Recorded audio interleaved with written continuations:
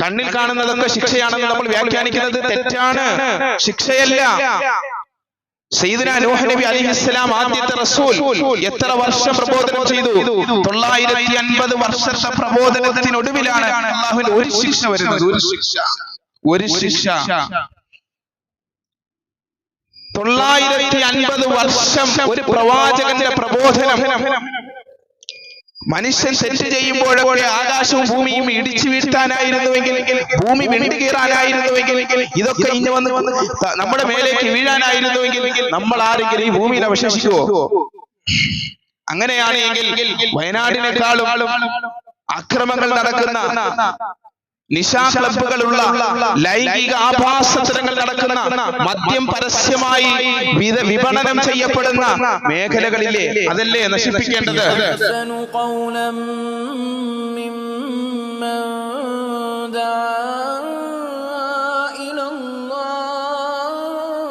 أعوذ بالله من الشيطان الرجيم. بسم الله الرحمن الرحيم. وعنده مفاتح الغيب لا يعلمها إلا هو ويعلم ما في البر والبحر وما تسقط من ورقة إلا يعلمها ولا حبة في ظلمات الأرض ولا رطب ولا يابس إلا في كتاب مبين. നമ്മുടെ കേരളത്തിൽ സംഭവിച്ച മഹാദുരന്തത്തിൽ ജീവൻ നഷ്ടപ്പെട്ടു പോയ സഹോദരങ്ങൾ, സഹോദരിമാർ, കുഞ്ഞുങ്ങൾ അല്ലാഹു സുബ്ഹാനഹു വ തആല ആഖിറത്തിൽ അവർക്ക് ഉയർന്ന സ്ഥാനവും പ്രതിഫലവും നൽകി അനുഗ്രഹിക്കുമാറാകട്ടെ. സമാനമായ പ്രകൃതി ദുരന്തങ്ങളിൽ നിന്ന്, പെട്ടെന്നുള്ള അപകടങ്ങളിൽ നിന്ന് അല്ലാഹു നമ്മളെയും നാമുമായി ബന്ധപ്പെട്ട എല്ലാവരെയും അല്ലാഹു സംരക്ഷിക്കുമാറാകട്ടെ. നമ്മളുടെ അടുക്കലൂടെ കടന്നു പോകുന്ന ഓരോ ദുരന്തങ്ങളും നമ്മളോട് പറഞ്ഞുകൊണ്ടിരിക്കുന്ന ചില സന്ദേശങ്ങളും പാഠങ്ങളുമുണ്ട്. ഖേദകരമെന്ന് പറയട്ടെ, പലപ്പോഴും ആ സന്ദേശങ്ങളും പാഠങ്ങളും ഒന്ന് ചെവികൊള്ളാൻ പോലും വിശ്വാസികളെന്നും മുസ്ലിമീങ്ങളെന്നും അവകാശപ്പെടുന്ന പലർക്കും സാധിക്കുന്നില്ല. ഇത്തരം പ്രകൃതി ദുരന്തങ്ങളിൽ അമർന്നു പോകുന്നു അവരുടെ വിശ്വാസം. ഇത്തരം പരീക്ഷണങ്ങളിൽ പതറിപ്പോകുന്നു അവരുടെ ഈമാൻ. തീർച്ചയായിട്ടും ഇസ്ലാമിന്റെ 6 വിശ്വാസങ്ങളിൽ 6ാമത്തെ വിശ്വാസമാണ് വൽ ഖദരി ഖൈരിഹി വശർരിഹി മിനല്ലാഹി തആല. ജീവിതത്തിൽ സംഭവിക്കുന്ന നന്മയാകട്ടെ തിന്മയാകട്ടെ, സന്തോഷമാകട്ടെ സങ്കടമാകട്ടെ, സമ്പന്നതയാകട്ടെ ദാരിദ്ര്യമാകട്ടെ, രോഗമാകട്ടെ ആരോഗ്യമാകട്ടെ, എല്ലാം അല്ലാഹുവിന്റെ മുൻകൂട്ടിയുള്ള തീരുമാനത്തിന്റെയും അറിവിന്റെയും അടിസ്ഥാനത്തിലാണ് സംഭവിക്കുന്നത്. ആ അറിവിൽ നിന്ന് ഒന്നും പുറത്തല്ല. അല്ലാഹുവിന്റെ തീരുമാന പ്രകാരമല്ലാതെ ഒന്നും സംഭവിക്കുന്നില്ല. എല്ലാം അല്ലാഹുവിന്റെ തീരുമാന പ്രകാരം സഞ്ചരിച്ചു കൊണ്ടിരിക്കുന്നു, ചലിച്ചു കൊണ്ടിരിക്കുന്നു. ഒരു വൃക്ഷത്തിൽ നിന്ന് ഒരു ഇല പൊഴിയുന്നുണ്ടെങ്കിൽ പോലും അതിന്റെ പിന്നിൽ അല്ലാഹുവിന്റെ അറിവുണ്ട്. وعنده مفاتح الغيب لا يعلمها إلا هو ويعلم ما في البر والبحر وما تسقط من ورقة إلا يعلمها ولا حبة في ظلمات الأرض ولا رطب ولا يابس إلا في كتاب مبين. അല്ലാഹുവിന്റെ അടുക്കലുണ്ട് മഫാത്തിഹുൽ ഗൈബി, അദൃശ്യത്തിന്റെ ജ്ഞാനത്തിന്റെ താക്കോലുകൾ. ലോകത്ത് എന്തിനാണ് എന്തെല്ലാം സംഭവിച്ചു കൊണ്ടിരിക്കുന്നത് എന്ന് അറിയുന്നവൻ അല്ലാഹുവാണ്. എന്തിനാണ് ഇവിടെ ഇങ്ങനെ ഒരു ദുരന്തം സംഭവിച്ചത്? എന്തിനാണ് ഇത്രയധികം മനുഷ്യരുടെ ജീവൻ പൊലിയപ്പെട്ടത്? ഇത്രയധികം കുഞ്ഞുങ്ങൾ ഉമ്മമാർക്ക് നഷ്ടപ്പെട്ടു പോയത്? ഉമ്മമാര് കുഞ്ഞുങ്ങൾക്ക് നഷ്ടപ്പെട്ടു പോയത്? എന്തിനാണ് അവർ ജീവിച്ച പാർപ്പിടങ്ങളിൽ നിന്ന് അവർ കുടിയിറക്കപ്പെട്ടത്? ഈ പറയുന്ന ശക്തമായ ദുരന്തത്തിന്റെ പിന്നിലുള്ള കാരണം എന്താണ് എന്ന് അറിയുന്നവൻ അല്ലാഹു മാത്രം. അവിടെ നമ്മുടെ യുക്തിക്ക് ഒരു സ്ഥാനവുമില്ല. നമ്മുടെ യുക്തി കൊണ്ട് അപഗ്രഥിക്കാൻ സാധിക്കുന്ന കാര്യങ്ങളല്ല, പ്രതിഭാസങ്ങളല്ല ഈ ലോകത്ത് സംഭവിച്ചുകൊണ്ടിരിക്കുന്നത്. അലം നജഅലിൽ അർള മിഹാദ, അലം നജഅലിൽ അർള മിഹാദ, നാം ഭൂമിയെ തൊട്ടിലാക്കിയില്ലയോ? വൽ ജിബാല ഔതാദ, ഈ ഗോളാകൃതിയിലുള്ള ഈ ഭൂമി, അനന്തമായ ഈ ഭൂമിയെ നാം പർവ്വതങ്ങളാകുന്ന ആണികൾ കൊണ്ട് ഉറപ്പിച്ചു നിർത്തി. അല്ലാഹു പറയുന്നു പർവ്വതങ്ങളാകുന്ന ആണികൾ കൊണ്ട് ഉറപ്പിച്ചു നിർത്തി എന്ന്. ഏതൊരു ഭൂമിയെ സംബന്ധിച്ച്, ഏതൊരു പർവ്വതങ്ങളെ സംബന്ധിച്ചാണോ പറഞ്ഞത്, ആ മലമേഖലകൾ, പശ്ചിമ മേഖലകൾ ഉരുൾപൊട്ടിലൂടെ പരീക്ഷിക്കപ്പെടുന്ന ഒരു സാഹചര്യത്തിന് മലയാളികൾ എന്ന രീതിയിൽ നാം സാക്ഷികളാകുമ്പോൾ, പ്രിയമുള്ളവരെ, നാം മനസ്സിലാക്കണം എന്തിനാണ് പടച്ചവൻ ഇങ്ങനെ ഒരു പരീക്ഷണം കൊണ്ടുവന്നത്. അറിയില്ല അതിന്റെ കാരണം. സത്യസന്ധമായിട്ട് പറഞ്ഞാൽ അറിയില്ല. നമ്മൾ യുക്തിപരമായി ഇതിനെ എങ്ങനെയൊക്കെ വിശദീകരിക്കാൻ ശ്രമിച്ചാലും നമുക്ക് വിശദീകരിച്ച് കൊടുക്കാൻ സാധ്യമല്ല. പ്രപഞ്ചത്തിൽ സംഭവിക്കുന്ന പ്രതിഭാസങ്ങൾ മനുഷ്യന് ചിന്തിക്കാൻ പറ്റുമോ? മനുഷ്യന് ആലോചിക്കാൻ പറ്റുമോ? മനുഷ്യന്റെ കാഴ്ചയ്ക്ക് പരിധിയില്ലേ? മനുഷ്യന്റെ കേൾവിക്ക് പരിധിയില്ലേ? മനുഷ്യൻ നോക്കുന്ന ഒരു ഭാഗത്തേക്ക് നമ്മൾ നോക്കിക്കഴിഞ്ഞാൽ അതിലെ എല്ലാ ഭാഗങ്ങളും, എല്ലാ അണുവും നമുക്ക് കാണാൻ കഴിയുമോ? ഇല്ല. എല്ലാ ശബ്ദങ്ങളും നമുക്ക് കേൾക്കാൻ കഴിയുമോ? ഇല്ല. മനുഷ്യന്റെ കാഴ്ചയ്ക്കും മനുഷ്യന്റെ കേൾവിക്കും പരിധിയുണ്ടെങ്കിൽ അറിയണം, മനുഷ്യന്റെ തലച്ചോറിനുമുണ്ട് പരിധി, മനുഷ്യന്റെ ചിന്തകൾക്കുമുണ്ട് പരിധി. നമ്മുടെ ചിന്തകളിൽ ഉൾക്കൊള്ളാൻ കഴിയാത്ത പ്രതിഭാസങ്ങളെ നമുക്ക് യുക്തി കൊണ്ട് മനസ്സിലാക്കാൻ സാധിക്കുകയില്ല. അല്ലാഹു അടിവരയിട്ട് കൊണ്ട് പറയുന്നു, വഇൻദഹു മഫാത്തിഹുൽ ഗൈബ്, അദൃശ്യജ്ഞാനത്തിന്റെ താക്കോലുകൾ അല്ലാഹുവിന്റെ അടുക്കൽ മാത്രമാണ്.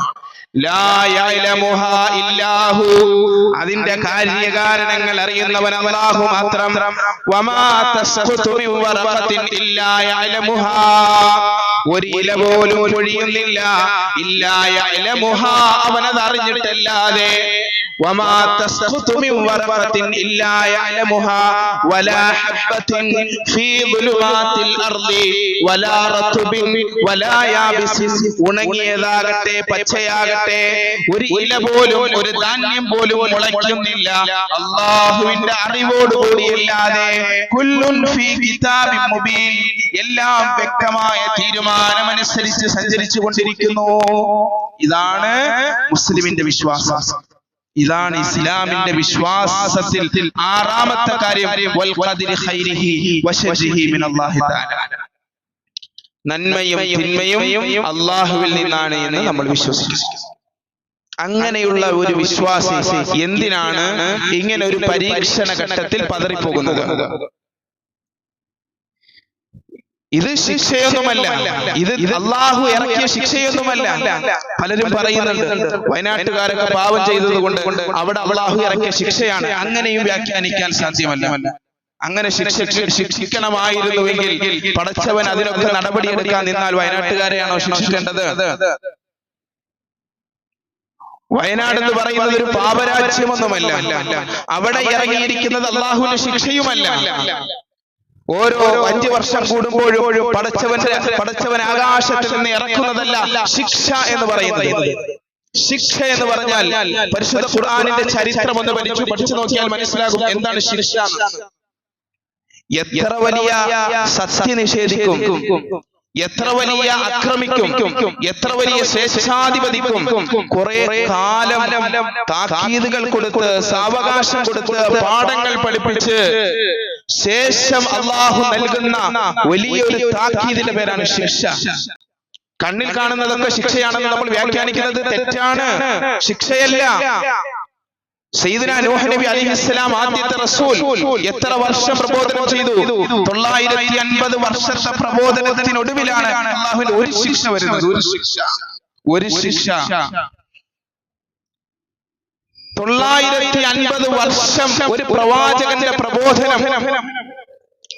മനുഷ്യൻ തെറ്റ് ചെയ്യുമ്പോഴൊക്കെ ആകാശവും ഭൂമിയും ഇടിച്ചു വീഴ്ത്താനായിരുന്നുവെങ്കിൽ, ഭൂമി വിണ്ടുകീറാനായിരുന്നുവെങ്കിൽ, ഇതൊക്കെ ഇനി വന്ന് നമ്മുടെ മേലേക്ക് വീഴാനായിരുന്നുവെങ്കിൽ നമ്മൾ ആരെങ്കിലും ഈ ഭൂമിയിൽ അവശേഷിക്കുവോ? അങ്ങനെയാണ് എങ്കിൽ വയനാടിനേക്കാളും അക്രമങ്ങൾ നടക്കുന്ന, നിശാ ക്ലബ്ബുകളുള്ള, ലൈംഗിക ആഭാസത്തരങ്ങൾ നടക്കുന്ന, മദ്യം പരസ്യമായി വിപണനം ചെയ്യപ്പെടുന്ന മേഖലകളിലെ അതല്ലേ നശിപ്പിക്കേണ്ടത്? അവിടെയല്ലേ ശിക്ഷ ഇറങ്ങേണ്ടത്? ശിക്ഷയല്ല, ഇത് ശിക്ഷയല്ല. ഫിർഔനിന്റെ ചരിത്രം നമ്മൾ വായിച്ചാൽ മനസ്സിലാകും. പരിശുദ്ധ ഖുർആൻ 9 ദൃഷ്ടാന്തങ്ങൾ, 9 കാലഘട്ടങ്ങൾ, 9 ദൃഷ്ടാന്തങ്ങൾ, 9 കാലഘട്ടങ്ങൾ പറയുന്നുണ്ട്. വ്യക്തമായ 9 ദൃഷ്ടാന്തങ്ങൾ ഫിർഔനിന്റെ കൺമുന്നിൽ അവൻ പഠിക്കാൻ, മനസ്സിലാക്കാൻ, അല്ലാഹുവിനെ അറിയാൻ കുറെ കാലം കാണിച്ചു കൊടുത്തു. മൂസാ നബി അലൈഹിസ്സലാം പ്രബോധനം ചെയ്തു. അവസാനമാണ് പിടിച്ചതൊരു പിടി, സമുദ്രത്തിന്റെ ഉള്ളിലേക്ക് കൊണ്ട് മുക്കി നശിപ്പിച്ചത്. ഇത് അല്ലാഹുവിന്റെ സുന്നത്താണ്. അല്ലാതെ ഓരോ വർഷവും മനുഷ്യൻ തെറ്റുകൾ ചെയ്യുമ്പോഴൊക്കെ അവന്റെ മേൽ ശിക്ഷ ഇറക്കുക എന്ന് പറയുന്നത് അല്ലാഹുവിന്റെ നടപടിയല്ല, അല്ലാഹുവിന്റെ നടപടിയല്ല. അതുകൊണ്ടാണ് അല്ലാഹു പറയുന്നത് ഈ ഭൂമിയിൽ ഏറ്റവും കൂടുതൽ അവകാശം അല്ലെങ്കിൽ ഏറ്റവും കൂടുതൽ സാവകാശം ലഭിക്കുന്നത് അല്ലാഹുവിനെ ധിക്കരിക്കുന്നവർക്കാണ്. അല്ലാഹുവിനെ ധിക്കരിക്കുന്നവർക്കാണ്. ഈ ഭൂമി ഏറ്റവും വലിയ സ്വർഗമായി മാറുന്നത് അവർക്കാണ്. അവർ ഉല്ലസിക്കുന്നു, അവർ ആക്രമിക്കുന്നു, അവകാശങ്ങൾ ലംഘിക്കുന്നു, പക്ഷേ അവൻ സുഭിക്ഷമായി ജീവിക്കുന്നു. കൊടുക്കുക പ്രവാചകരെ സാവകാശം, അവർ ഉല്ലസിക്കട്ടെ, പക്ഷേ പഠിക്കാൻ തയ്യാറാകണമെന്നുള്ളതാണ്.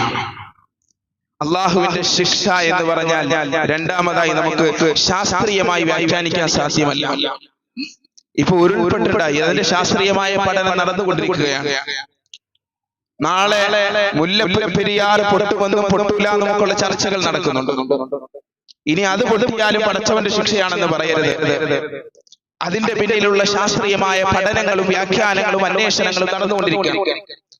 അല്ലാഹു അങ്ങനെ ഒരു ദുരന്തം വരുത്താതിരിക്കട്ടെ. പക്ഷേ കണ്ണിൽ കണ്ടതെല്ലാം ശിക്ഷയാണ് എന്ന് പറയുന്ന രീതി, അങ്ങനെ ശിക്ഷിക്കുന്നവനല്ല അല്ലാഹു. അല്ലാഹുവിന്റെ ശിക്ഷകളെ നമുക്ക് ശാസ്ത്രീയമായി വ്യാഖ്യാനിക്കാൻ സാധ്യമല്ല. എങ്ങനെ സംഭവിച്ചു ചില സൂചനകൾ നമുക്ക് കിട്ടുമ്പോ പരിശുദ്ധ ഖുർആൻ ശിക്ഷിച്ച നാടുകളെ സംബന്ധിച്ച് പറയുമ്പോൾ ഇന്നലെ അവരവിടെ ഇല്ലായിരുന്നു എന്നതുപോലെ തോന്നുമെന്ന്. മനുഷ്യർ ജീവിച്ച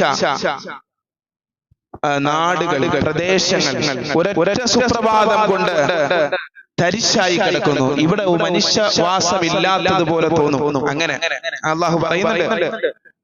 പക്ഷെ ആ ശിക്ഷകളൊക്കെ അല്ലാഹു കൊടുത്തതാകട്ടെ ഒരു സാവകാശത്തിന് ശേഷം എന്ന് മാത്രമല്ല, അവിടെ അങ്ങനെ ഒരു ശിക്ഷ ഉണ്ടാകാൻ സാധ്യതയില്ല.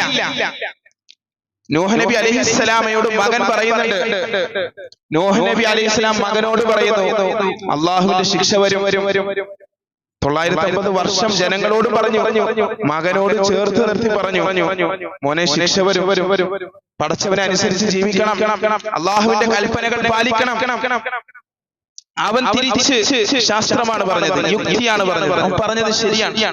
ഇത്രയും ഉയർന്ന ഹൈറ്റുള്ള ജൂതി പർവ്വതത്തിലേക്ക് എങ്ങനെയാണ് ഈ താഴെ കിടക്കുന്ന വെള്ളം കയറി വരുന്നത്? യാതൊരു അർത്ഥത്തിലും എന്റെ യുക്തിക്ക് യോജിക്കുന്ന കാര്യമല്ല. ശരിയാണോ പറഞ്ഞത്? യുക്തി അനുസരിച്ച് നോക്കുകയാണെങ്കിൽ അങ്ങനെ ജൂതി പർവ്വതത്തോളം ഉയരാൻ ആ വെള്ളത്തിന് സാധിക്കുകയില്ല. പക്ഷെ അല്ലാഹുവിന്റെ ശിക്ഷ വന്നു. ഖാല സആബി ഇലാ ജബലിൻ യഅസിമുനി മിനൽ മാ വഹാല ബൈനഹുമൽ മൗസ്.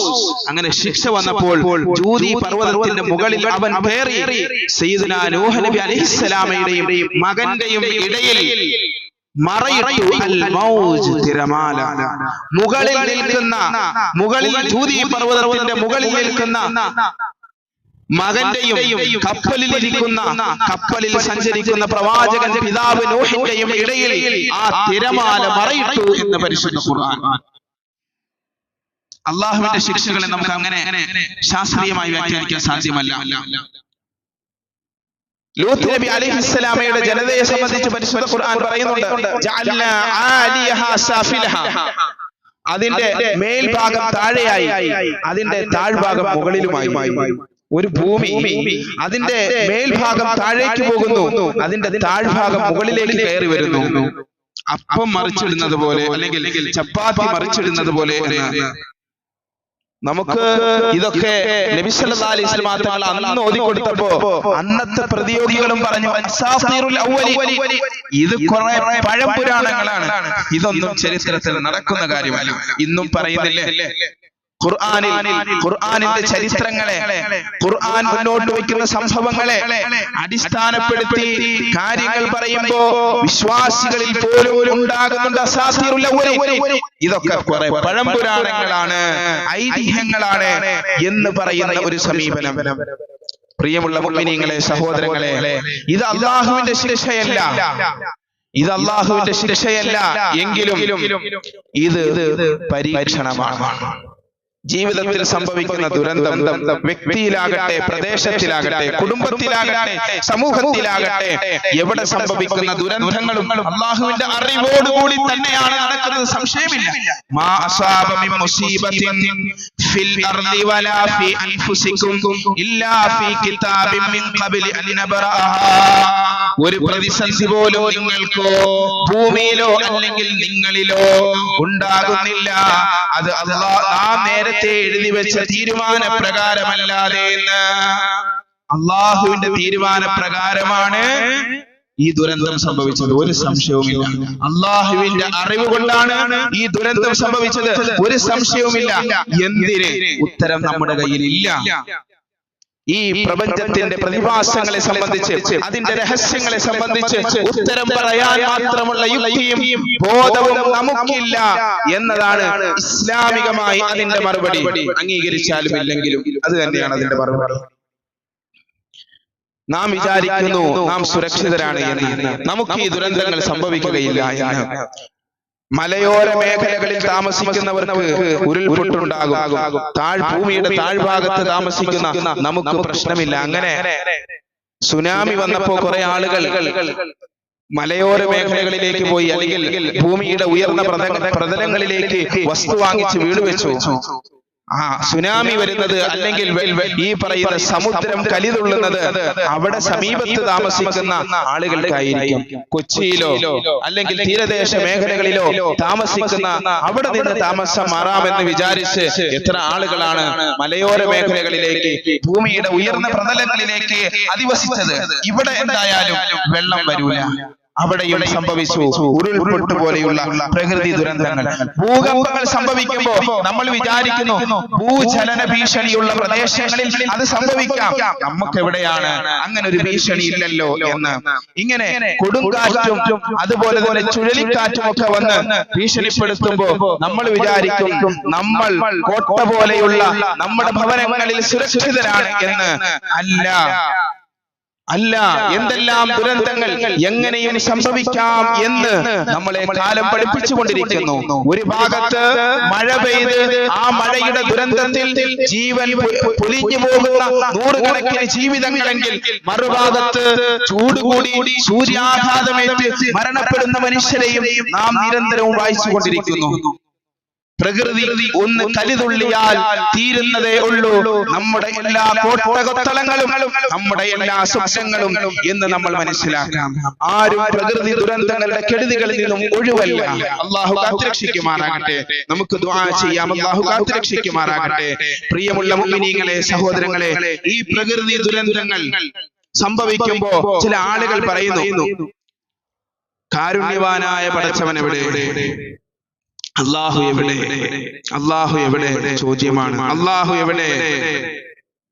പരിശുദ്ധമായ ഇസ്ലാം അള്ളാഹുവിലുള്ള വിശ്വാസം പഠിപ്പിക്കുന്നത് എന്താണെന്ന് ഞാൻ തുടക്കത്തിലേ പറഞ്ഞു.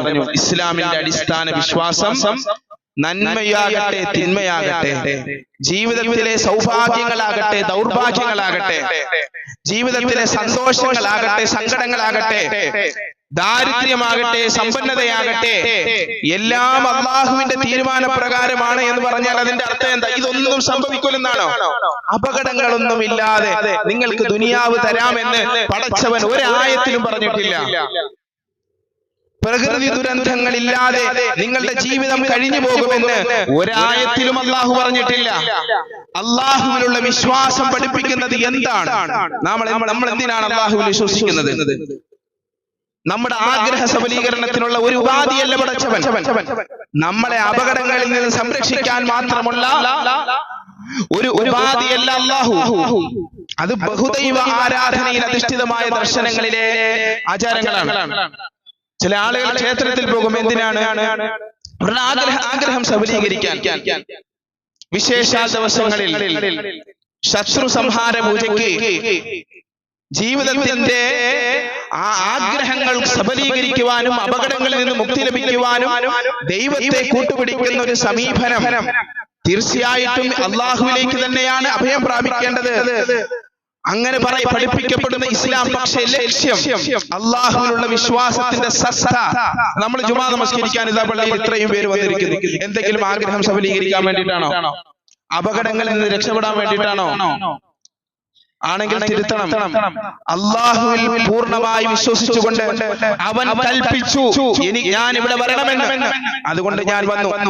അതിൽ കവിഞ്ഞ് പടച്ചവന്റെ തൃപ്തിക്കും പൊരുത്തത്തിനും അപ്പുറം നമ്മുടെ ആഗ്രഹം സഫലീകരിക്കപ്പെട്ടാലും ഇല്ലെങ്കിലും, നാം അപകടങ്ങളിൽ നിന്ന് സംരക്ഷിക്കപ്പെട്ടാലും ഇല്ലെങ്കിലും അള്ളാഹുവിന്റെ കൽപ്പനകൾ ശിരസാവഹിക്കുമെന്ന് പ്രഖ്യാപിക്കുന്നതാണ് നമ്മുടെ ഈ ഇരുത്തം പോലും. അല്ലാഹു അക്ബർ അല്ലാഹു അക്ബർ എന്ന ബാങ്കിന്റെ മന്ത്രധ്വനികൾ കേൾക്കുമ്പോൾ ഒരു വിശ്വാസിയുടെ ഹൃദയം മസ്ജിദിലേക്ക് പിടയ്ക്കുന്നുണ്ടെങ്കിൽ അതിന്റെ പിന്നിലുള്ള ചേതോവികാരം പടച്ചവനോടുള്ള സ്നേഹമാണ്, ബന്ധമാണ്. അവിടെ ആഗ്രഹങ്ങൾ പൂർത്തീകരിക്കുവാനോ അപകടങ്ങളിൽ നിന്ന് സുരക്ഷിതമാകാനോ ലക്ഷ്യമല്ല.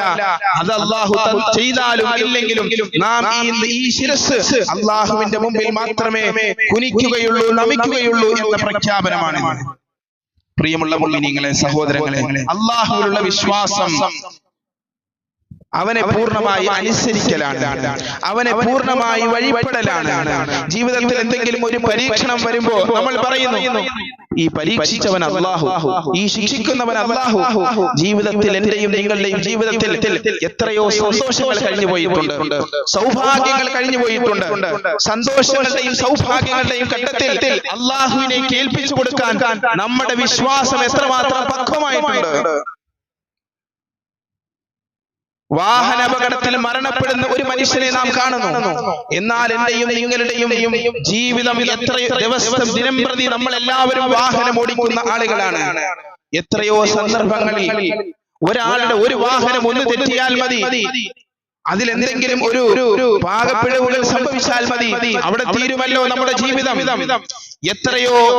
അത്തരത്തിലുള്ള എത്രയോ സന്ദർഭങ്ങളിൽ നിന്ന് എന്നെയും നിങ്ങളെയും റബ്ബ് കാത്തുരക്ഷിച്ചിട്ടുണ്ട്. നമ്മൾ ചിന്തിച്ചിട്ടുണ്ടോ? ഈ സുരക്ഷിതത്വത്തിന്റെ, ഈ സംരക്ഷണത്തിന്റെ ഉത്തരവാദിത്തം അല്ലാഹുവിനെ ഏൽപ്പിക്കാൻ നമുക്ക് വിശ്വാസപരമായ പക്വത നമുക്ക് കൈവന്നിട്ടുണ്ടോ? രാത്രിയിൽ ഉറങ്ങിക്കിടക്കുമ്പോൾ നമ്മുടെ മൂക്കിന്റെ ഉള്ളിലേക്ക് ഒരു ഉറുമ്പ് കയറി അതിന്റെ ശല്യമൊന്ന് അമിതമായാൽ തീരുന്നതാണ് നമ്മുടെ ജീവിതമെങ്കിൽ എത്ര സുരക്ഷിതമായിട്ടാണ് നാം രാത്രി കിടന്നുറങ്ങുന്നത്, പകല് വണ്ടി ഓടിച്ച് നമ്മുടെ ആവശ്യങ്ങൾക്ക് വേണ്ടി പോകുന്നത്. അതുകൊണ്ടാണ് അല്ലാഹുവിന്റെ ഹബീബ് ദുആ ചെയ്യാൻ പറഞ്ഞത്, അൽഹംദുലില്ലാഹില്ലദീ അഹ്യാനാ ബഅദമാ അമാതനാ വഇലൈഹി നുശൂർ. ഉറങ്ങി എഴുന്നേറ്റ ശേഷം അല്ലാഹുവേ, ഒരു മരണത്തിലേക്ക് ഞങ്ങളെ തള്ളിവിട്ട ശേഷം ജീവിതം നൽകിയ പടച്ചവനാകുന്നു സർവസ്തുതിയുമെന്ന് ഓരോ വിശ്വാസിയും പ്രാർത്ഥിക്കണമെന്ന്. പ്രിയമുള്ളവരെ, ജീവിതത്തിൽ നാം അനുഭവിച്ച, നാം സുഖിച്ച എത്രയോ സന്തോഷങ്ങൾ, സൗഭാഗ്യങ്ങൾ, ഈ സൗഭാഗ്യങ്ങളിൽ മതിമറന്നവർ ചോദിക്കുന്നു, ജീവിതത്തിന്റെ ഒരു പരീക്ഷണം വരുമ്പോ, ഒരു ഗുരുത്വം വരുമ്പോൾ, ഒരു ദൗർഭാഗ്യം വരുമ്പോ എവിടെ പടച്ചവനെന്ന് ആ ചോദ്യത്തിന് എന്തർത്ഥമാണുള്ളത്? എന്തർത്ഥമാണുള്ളത്? പ്രിയമുള്ളവരെ, അള്ളാഹുവിനെ പൂർണ്ണമായി നാം വിശ്വസിക്കാൻ തയ്യാറാകണം എന്നുള്ളതാണ്. തീർച്ചയായിട്ടും ഈ പറയപ്പെടുന്ന പരീക്ഷണങ്ങൾ എന്തും തന്നെയാകട്ടെ, ഏതു തരം പ്രകൃതി ദുരന്തങ്ങൾ എന്തും തന്നെയാകട്ടെ, ആ ദുരന്തങ്ങൾക്കെല്ലാം ഒരു അർത്ഥമുണ്ട്. സൗഭാഗ്യങ്ങൾക്ക് ഒരു അർത്ഥമുണ്ട് എന്നതുപോലെ ദൗർഭാഗ്യങ്ങൾക്കും ഒരർത്ഥമുണ്ട്. ഒരു നിരീശ്വരവാദിയെ സംബന്ധിച്ചിടത്തോളം ദൗർഭാഗ്യങ്ങളിലും ദുരന്തങ്ങളിലും എന്തർത്ഥമാണ് പറയാനുള്ളത്? ഒരു ഓസ്ട്രേലിയക്കാരനായ വിക്ടർ ഫ്രാങ്കൻ എന്ന് പറയുന്ന ഒരു എഴുത്തുകാരൻ, അദ്ദേഹം നാസികളുടെ ദുരന്തത്തിൽ നിന്ന് രക്ഷപ്പെട്ട് പിന്നീട് അദ്ദേഹം എഴുതുന്നുണ്ട്, മനുഷ്യൻ അനുഭവിക്കുന്ന പ്രയാസങ്ങൾ, പ്രതിസന്ധികൾ, ദുരന്തങ്ങൾ, ആ ദുരന്തങ്ങളിലൂടെയല്ല മനുഷ്യൻ നശിക്കുന്നത്. പിന്നെയോ ആ ദുരന്തങ്ങൾക്കൊന്നും ഒരർത്ഥമില്ലാത്തത് കൊണ്ടാണ് മനുഷ്യൻ നശിക്കുന്നത്. ദുരന്തങ്ങൾ സഹിക്കുന്നതിലൂടെയല്ലെന്നും ആ ദുരന്തങ്ങൾക്ക് ഒരു അർത്ഥമില്ല എന്നതുകൊണ്ടുമാണ്. അങ്ങനെയാണ് എങ്കിൽ ഇസ്ലാമിൽ ദുരന്തങ്ങൾക്ക് അർത്ഥമുണ്ട്. അള്ളാഹുവിൽ വിശ്വസിക്കുന്ന ഒരു മുഅ്മിനായ മനുഷ്യനെ സംബന്ധിച്ചിടത്തോളം ജീവിതത്തിൽ എന്തെല്ലാം നഷ്ടങ്ങൾ ഉണ്ടായാലും, കഷ്ടങ്ങൾ ഉണ്ടായാലും, അപകടങ്ങൾ ഉണ്ടായാലും, ആ അപകടങ്ങൾക്ക് കൃത്യമായ അർത്ഥമുണ്ട്. റസൂലുള്ളാഹി സ്വല്ലല്ലാഹു അലൈഹി വസല്ലം പറഞ്ഞു, ഇദാ അസാബത്ഹു സറാഉ ഫശകറ ഫകാന ഖൈറൻ ലഹു. ഒരാളുടെ ജീവിതത്തിൽ ഒരു സന്തോഷം വന്നു, ആ സന്തോഷത്തിൽ അവൻ അല്ലാഹുവിനെ നന്ദി രേഖപ്പെടുത്തി. സന്തോഷത്തിൽ അവൻ മതിമറന്നില്ല, അല്ലാഹുവിനെ നന്ദി രേഖപ്പെടുത്തി. ഫകാന ഖൈറൻ ലഹു. ആ സൗഭാഗ്യം, ആ സന്തോഷം അവന് നന്മയാണ്. وَإِذَا أَصَابَتْهُ ضَرَّاءُ فَصَبَرَ فَكَانَ خَيْرًا لَهُ. ജീവിതത്തിൽ എന്തെങ്കിലും പ്രയാസങ്ങൾ ഉണ്ടായി അവൻ ക്ഷമിച്ചു എന്ന് പറഞ്ഞാൽ അല്ലാഹുവിനെ ധിക്കരിക്കുന്ന ഒരു വാക്ക് അവന്റെ വായിൽ നിന്ന് വന്നില്ല, അവൻ ക്ഷമ അവലംബിച്ചു. فَصَبَرَ فَكَانَ خَيْرًا لَهُ. ആ പ്രതിസന്ധിയും അവന് ഖൈറായിരിക്കും. ഇത് പറയാൻ എളുപ്പമാണ്. ജീവിതത്തിൽ നമുക്കെല്ലാം നഷ്ടപ്പെടുമ്പോ, പ്രകൃതി ദുരന്തങ്ങളിൽ ജീവൻ പൊലിയുന്നത് കാണുമ്പോഴും ഇത് പടച്ചവന്റെ തീരുമാനമാണെന്നും എനിക്കുണ്ടായ നഷ്ടങ്ങൾക്ക് അല്ലാഹു നാളെ പരലോകത്ത് ഉയർന്ന സ്ഥാനവും നന്മയും നൽകുമെന്ന അചഞ്ചലമായ വിശ്വാസം സയ്യിദുനാ റസൂലുള്ളാഹി സ്വല്ലല്ലാഹു അലൈഹി വസല്ലമയുടെ മകൻ ഇബ്രാഹിം മരണപ്പെടുന്നു. പ്രവാചകൻ സ്വല്ലല്ലാഹു അലൈഹി വസല്ലമ തങ്ങളുടെ അടുക്കലേക്ക് വന്ന് സഹാബികൾ പറഞ്ഞു, അങ്ങയുടെ മകൻ ഇബ്രാഹിം മരണപ്പെട്ടിരിക്കുന്നു പ്രവാചകരെ, എന്താണ് ക്ഷമ എന്താണ് ക്ഷമ എന്നും എന്താണ് അക്ഷമ എന്നും കൃത്യമായി പ്രവാചകൻ തങ്ങളുടെ ജീവിതം കൊണ്ട് പഠിപ്പിച്ചു തരുന്നു. ഇബ്രാഹിമിന്റെ ചാരത്തേക്ക് എത്തിയ പ്രവാചകന്റെ കണ്ണിൽ നിന്ന് കണ്ണുനീര് നന്നായിട്ട് ഒഴുകുന്നുണ്ട്. പ്രവാചകരോട് സഹാബികൾ ചോദിച്ചു, ഇത്രയും സാരോപദേശങ്ങൾ തന്ന അങ്ങ് സ്വന്തം മകന്റെ മരണത്തിൽ കരയുന്നുവോ എന്ന്. നബി സല്ലല്ലാഹു അലൈഹി വസല്ലം മറുപടി പറഞ്ഞു, എന്താണ് ക്ഷമ, എന്താണ് അക്ഷമ എന്ന് നമ്മൾ മനസ്സിലാക്കണം. എന്റെ രണ്ട് കണ്ണുകൾ നന്നായി ചാരിട്ടൊഴുകുന്നുണ്ട്, എന്റെ ഹൃദയത്തിൽ ദുഃഖം തളം കെട്ടി നിൽക്കുന്നുണ്ട്. നമ്മുടെ റബ്ബ് തൃപ്തിപ്പെടുന്നതല്ലാത്ത ഒരു വാക്ക് എന്റെ നാവിൽ നിന്ന് വരികയില്ല. എന്തിന് എന്റെ റബ്ബ് എന്നെ പരീക്ഷിക്കുന്നു, ഞാൻ ഇത്രയും ഇബാദത്ത് എടുത്തിട്ടും ഇത്രയും പണിയെടുത്തിട്ടും എന്ന് പറയുന്ന ഒരു വാക്ക് എന്നിൽ നിന്ന് വരികയില്ല. നമ്മുടെ റബ്ബ് തൃപ്തിപ്പെടുന്നതല്ലാത്ത ഒരു വാചകം എന്നിൽ നിന്ന് സംഭവിക്കുകയില്ല. ഇതിനാണ് ക്ഷമ എന്ന് പറയുന്നത്. ജീവിതത്തിന്റെ പ്രതിസന്ധി ഘട്ടങ്ങളിൽ ദുരന്തമുഖത്ത് നിൽക്കുമ്പോഴും പടച്ചവനെ ഏൽപ്പിക്കപ്പെടുന്ന വിശ്വാസത്തിന്റെയും വാക്കുകളുടെയും പേരാണ് സബർ, ക്ഷമ എന്ന് പറയുന്നത്. റസൂലുള്ളാഹി സ്വല്ലല്ലാഹു അലൈഹി വസല്ലം തങ്ങൾ പറഞ്ഞു, ഒരു മുഅ്മിനായ മനുഷ്യന്റെ ജീവിതത്തിൽ സംഭവിക്കുന്ന പ്രതിസന്ധികൾ ഏതുമായിക്കൊള്ളട്ടെ, അവൻ അത് ക്ഷമ അവലംബിച്ചു കഴിഞ്ഞാലും ഫകാന ഖൈറൻ ലഹു, അതും അവന് നന്മയാണ്. പ്രിയമുള്ളവരെ, ജീവിതത്തിന് ഇസ്ലാമിൽ എന്തെങ്കിലും ഒരു വിലാസമുണ്ടെങ്കിൽ അത് പരീക്ഷണം എന്നതാണ്. ഈ ജീവിതത്തെ ഒന്ന് നിർവചിക്കൂ എന്ന് ചോദിച്ചാൽ ഒറ്റ നിർവചനം, ഈ ജീവിതത്തിന്റെ നിർവചനം പരീക്ഷണം എന്ന് തന്നെയാണ്. അല്ലദീ ഖലഖൽ മൗത വൽ ഹയാത ലിയബ്ലുവകും അയ്യകും അഹ്സനു അമല. നിങ്ങളിൽ ആരാണ് ഏറ്റവും നന്മകൾ ചെയ്യുന്നതെന്ന് നിങ്ങളെ പരീക്ഷിക്കാൻ വേണ്ടിയാണ് അല്ലാഹു നിങ്ങൾക്കായി നൽകിയിരിക്കുന്ന ജീവിതവും മരണവും എന്ന് അല്ലാഹു പറഞ്ഞിട്ടുണ്ട്. എങ്കിൽ പ്രിയമുള്ളവരെ, ദുനിയാവ് എല്ലാ അപകടങ്ങളിൽ നിന്നും സുഖലോലുപരായി നമുക്ക് ജീവിച്ച് ഈ ലോകത്ത് നിന്ന് പോകാമെന്ന് നമ്മൾ വിചാരിച്ചിട്ടുണ്ട് എങ്കിൽ നമ്മൾ മൂഢന്മാരുടെ സ്വർഗത്തിലാണ്. അങ്ങനെ ഒരു വേദഗ്രന്ഥവും പഠിപ്പിച്ചിട്ടില്ല. എന്നാൽ ആ അപകടങ്ങളിൽ നാം എങ്ങനെ മരണപ്പെട്ടാലും ശരി, നാളെ അല്ലാഹുവിന്റെ മുമ്പിൽ എങ്ങനെ ഹാജരാക്കപ്പെടുന്നു എന്നതാണ് അതിന് പ്രധാനപ്പെട്ട ചോദ്യം. പ്രകൃതി ദുരന്തങ്ങളിൽ മരിക്കട്ടെ, എങ്ങനെ സംഭവിച്ചാലും ആ മരണം ഒരു ദൗർഭാഗ്യകരമായ മരണമാണ് എന്ന ഒരു തെറ്റിദ്ധാരണ അല്ല. കഅബയിലേക്ക് കഅബത്തുള്ള പൊളിക്കാൻ വേണ്ടി അവസാന കാലഘട്ടത്തിൽ ഒരു സംഘം കഅബയോട് യുദ്ധം ചെയ്യുമെന്ന് റസൂലുള്ളാഹി സ്വല്ലല്ലാഹു അലൈഹി വസല്ലം അവർ യുദ്ധം ചെയ്യാൻ പുറപ്പെട്ട് വഴിയിലെത്തുമ്പോഴേക്കും അവരെ ഭൂമിയിലേക്ക് ആഴ്ത്തപ്പെടും എന്ന് റസൂലുള്ളാഹി സ്വല്ലല്ലാഹു അലൈഹി വസല്ലം. അപ്പൊ ആയിഷ റളിയല്ലാഹു അൻഹ തിരിച്ചു ചോദിച്ചു നബി സല്ലല്ലാഹു അലൈഹി വസല്ലം തങ്ങളോട്, അവരിൽ ഹജ്ജിന് വേണ്ടി വന്ന നല്ല മനുഷ്യരും ഉണ്ടാവുകയില്ലേ? അവരെയും ആ ഭൂമിയിലേക്ക് ആഴ്ത്തപ്പെടുകയില്ലേ പ്രവാചകരെ എന്ന് നബി സല്ലല്ലാഹു അലൈഹി വസല്ലം തങ്ങൾ പറഞ്ഞു, തീർച്ചയായിട്ടും ആഴ്ത്തപ്പെടും. സുമ്മ യുബ്അസൂന അലാ നിയ്യാതിഹിം, അവരുടെ വിശ്വാസമനുസരിച്ച്, അവരുടെ നന്മയനുസരിച്ച്, ജീവിതത്തിന്റെ ധാർമ്മികതയനുസരിച്ച് നാളെ അല്ലാഹുവിന്റെ മുമ്പിൽ ഉയർത്തെഴുന്നേൽപ്പിക്കപ്പെടും. മരണം എല്ലാവർക്കും സംഭവിക്കുന്നതാണ്. അതിന്റെ സ്വഭാവങ്ങൾ വ്യത്യസ്തമാണ്. ചില ആളുകൾ ബെഡിൽ കിടന്ന് മരിക്കും, അല്ലാഹു കാത്തുരക്ഷിക്കട്ടെ. ചില ആളുകൾ ആക്സിഡന്റിൽ മരിക്കും, ചില ആളുകൾ ഇത്തരത്തിലുള്ള പ്രകൃതി ദുരന്തങ്ങളിൽ മരിക്കും.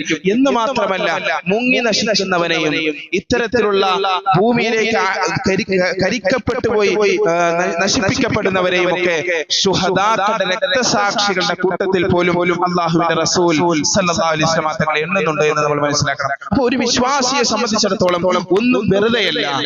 സൗഭാഗ്യങ്ങൾക്ക് അർത്ഥമുണ്ട് എന്നതുപോലെ നമ്മുടെ ജീവിതത്തിൽ സംഭവിക്കുന്ന ദൗർഭാഗ്യങ്ങൾക്കും ഒരു അർത്ഥമുണ്ട്. ഇസ്ലാമിൽ നിന്ന് നിരീശ്വരവാദ പ്രസ്ഥാനങ്ങളിലേക്ക് പോയ പല ആളുകളും ഇന്ന് അവർ തിരിച്ച് ഇസ്ലാമിലേക്ക് കടന്നു വരുന്നതിൽ അവരോട് ചോദിക്കുന്നുണ്ട്, നിങ്ങൾ എന്തുകൊണ്ടാണ് തിരിച്ച് ഇസ്ലാമിലേക്ക് കടന്നു വരാൻ കാരണം? നിങ്ങൾക്ക് സംഭവിച്ച നഷ്ടം എന്താണ്? ഒട്ടുമിക്ക എക്സ് മുസ്ലിമീങ്ങളും നിരീശ്വരവാദ യുക്തിവാദ പ്രസ്ഥാനങ്ങളിൽ തിരിച്ചു വന്ന് അവർ പറഞ്ഞ മറുപടി, എന്റെ നിരീശ്വരവാദ കാലഘട്ടങ്ങളിൽ എനിക്ക് നഷ്ടപ്പെട്ടു പോയത് എന്റെ റബ്ബിനെയാണ് എന്നതാണ്, എന്റെ അല്ലാഹുവിനെയാണ് എന്നതാണ്. ഒരു നിരീശ്വരവാദിക്ക് ജീവിതത്തിൽ സംഭവിക്കുന്ന സൗഭാഗ്യങ്ങളുടെ അർത്ഥം എന്താണെന്ന് ചോദിച്ചാൽ ആ നിരീശ്വരവാദി പറയും, അത് ഉല്ലസിച്ച് തീർക്കാനുള്ളതാണ് എന്ന് പറയും. ദുരന്തങ്ങളുടെ അർത്ഥം എന്താണ്? ഈ ദുരന്തങ്ങൾ എന്തിനാണ്?